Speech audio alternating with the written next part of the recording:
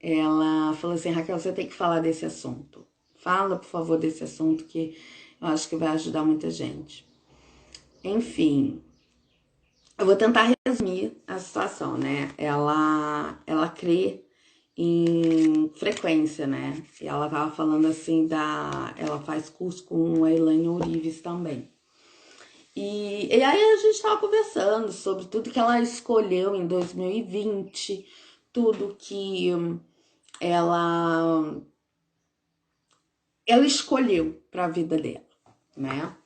E é muito interessante falar que ela, quando ela chegou para a consultoria, né, ela estava num trabalho e tal, e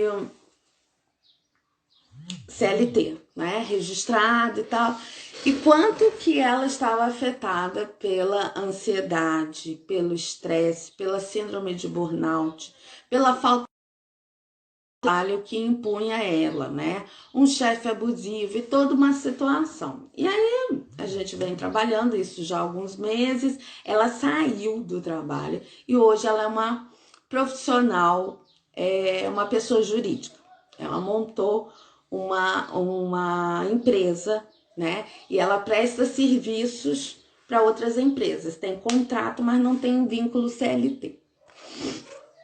Então ela não tem patrão. E a gente estava conversando sobre N coisas, e uma dessas coisas foi o seguinte: como uma coisa é atrelada à outra, tá?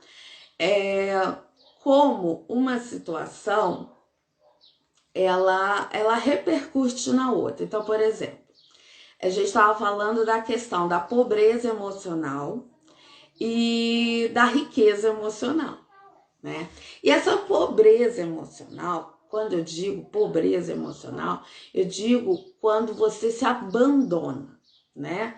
Quando você se abandona e diz assim: ai, minha vida não tem sentido, minhas coisas não têm sentido, as situações e tal, fica tudo muito obscuro, né? Fica tudo muito vazio. Porque você olha por um lado da falta, você não olha pelo lado de que tem, né? E acaba se tornando uma pobreza emocional. Agora, quando você olha pelo lado da gratidão, você vê tudo que você tem, por mais que sejam mínimos detalhes, né? E ela estava até exemplificando, igual, por exemplo, como é a questão do mindset, né? Da estrutura mental da pessoa quando ela está nessa situação. Então, por exemplo, ela estava contando que ela dormia numa cama de solteiro com o filho, né? Só que outro dia ela despertou e falou: não, eu vou comprar uma cama de casal, vou comprar uma cama com baú e vou fazer, vou acontecer. E ela foi fazendo. Então, na verdade, a gente estava estabelecendo essa relação da cocriação, né, com as crenças limitantes e todo o mindset estruturado através da consultoria emocional, né? Então, porque o tratamento dela não é de um tratamento psicológico, ela não sofre demanda psicológica, ela tem uma questão direcionadora na vida profissional dela. E um dos trabalhos meus é da mentoria de vida, da mentoria de relacionamento, da mentoria de ansiedade, da mentoria de vida de carreira, né? Então, no sentido dela, ela não precisava de terapia necessariamente, era mais de uma consultoria, porque ela já estava desperta em muitas situações. E qualquer dia eu falo disso, a diferença deles. Mas nessa consultoria foi interessante falar nesse exemplo que ela trouxe, porque ela antes podia até ter uma dinheiro. Ela podia ter dinheiro para comprar uma cama de casal. Mas ela não comprou porque o mindset não estava preparado para isso, né? Porque a estrutura emocional do merecimento não estava capacitado nisso. Então, é interessante falar como a gente trabalha questões emocionais que repercutem numa compra de uma cama, na questão do merecimento. E ela tava falando um tema muito interessante que é assim: olha, Raquel, eu não tô me sentindo Mas eu acho que eu sou muito querida por Deus. Eu tenho certos privilégios. Não que eu seja a filha mais querida, mas que tem privilégios. E aí a gente começou a tratar certas questões relacionadas a esse merecimento, né? Porque dentro de uma parte metafísica vai falar assim, você cocriou e tal. Mas se você cocria sem trabalhar essas questões emocionais, né? Tirando as crenças limitantes do que obstrui a sua vida, você não consegue ir muito para frente, né? Então, como é muito importante isso para ela, essa situação da física quântica, né? Da cocriação, ela veio trabalhar questões na consultoria emocionais. Por quê? Porque ela via, sim, que tinham impedimentos. E aí ela estava contando um monte de situações, entre elas, né?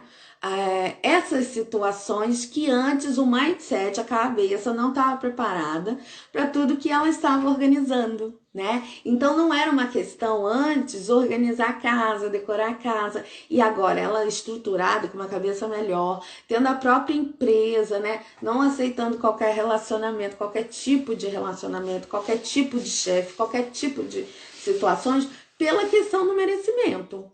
Então é uma coisa que a gente vem trabalhando, né, aqui no Instagram, que é muito interessante a gente falar. Você tem que mudar a cabeça primeiro, para que as coisas surjam. Quando a gente olha uma linha metafísica e fala assim, a pessoa cocriou, parece que é assim, você senta na cadeira, tá? Mal interpretado isso, tá? Porque tem alguns que falam direitinho que eu vou falar aqui. Você senta na cadeira e pensa, o que você quer? Eu quero uma Ferrari. E aí, de repente, do nada, surge. E não é assim. Quem promove a situação da sua vida é você, com essas atitudes. Porque se você não for atrás de condições que te dê uma Ferrari, até mesmo ir na loja comprar uma Ferrari, não vai vir a Ferrari, não vai brotar no seu quintal uma Ferrari, entende? Então, mudar os campos emocionais, começar a observar dentro de você o que te impede de crescer. Tá? O que te impede de estar num próximo nível, de estar no próximo passo, e que você tá ali numa zona de conforto, sim, né? Mas até a zona de conforto dentro da consultoria é revelada, né? A pessoa ela vai despertando o que ela tá criando de obstáculos na vida dela. Então, assim, eu achei muito interessante. Ela falou, Raquel, faz uma live disso, fala para as pessoas. Aí eu falei, olha, eu vou ter que tomar muito cuidado, porque eu tenho que explicar que isso faz parte de uma consultoria, né? E que quão interessantes são as questões e os valores que aquela pessoa traz para essa consultoria, né? Por exemplo, para ela é importante essa coisa da metafísica, da cocriação, mas que antes precisa trabalhar as questões emocionais com um terapeuta emocional, com um treinador emocional, e vai tudo, né? Assim, vai tudo se encaminhando porque faz sentido. Então eu não pego coisas minhas e jogo para ela. Eu pego o que ela tem e a gente olha com maior clareza. É o que eu venho falando já aqui há algumas semanas, que não necessariamente para você resolver um problema, entre aspas, você tenha que mudar a situação para aquilo não ser mais um problema, mas como você olha e a clareza da situação, igual ontem eu falei na live um termo que eu achei que fica claro sobre isso, que é o seguinte: não é que você vai enxergar aquilo que você não vê, mas vai ver mais claro o que já tem na sua frente. É como um míope que coloca um óculos, né? Então você não vai tirar coisa que está na sua frente ou enfim, nenhuma situação. Você só vai olhar com maior clareza a princípio e vai ver o que faz com aquilo. E isso é o despertar da consciência, né? É o despertar emocional, é o despertar de você e das suas potencialidades, né? Porque eu vejo o ser humano com muita potencialidade, só que a pessoa, ela tem que ver, né? Não basta eu falar, olha, você tem muita potencialidade, tá? A pessoa não sabe que tem. Né? A pessoa não despertou que ela pode um passo além, um passo mais avançado. Então, gente, um dos meus milhares de trabalhos é essa consultoria. E até eu não estou fazendo divulgação dela, eu apenas estou usando a situação dela, que ela falou assim, Raquel, você tem que falar essas coisas. E, inclusive, eu vou trazer ela para fazer uma live, só que ela tá com a agenda muito cheia, né? Lógico, pessoas interessantes, então, sempre, né, muito ativas. E a gente vai conciliar a agenda e eu vou trazer ela para contar essa experiência que ela teve e essas situações. Gente, tudo começa com a cabeça, tudo começa com o seu campo emocional. Você tem duas escolhas, você olha o que te falta ou o que você tem. Até ter um teto para morar, uma situação para viver, você tem saúde, você tem N coisas que você escolhe o ângulo que você olha. Outro dia eu estava também usando uma referência com uma pessoa sobre o caleidoscópio. Eu não sei se você conhece o caleidoscópio, mas o caleidoscópio, ele é isso aqui, ó. Ele é uma coisa que você olha e tem várias colmeiazinhas, né?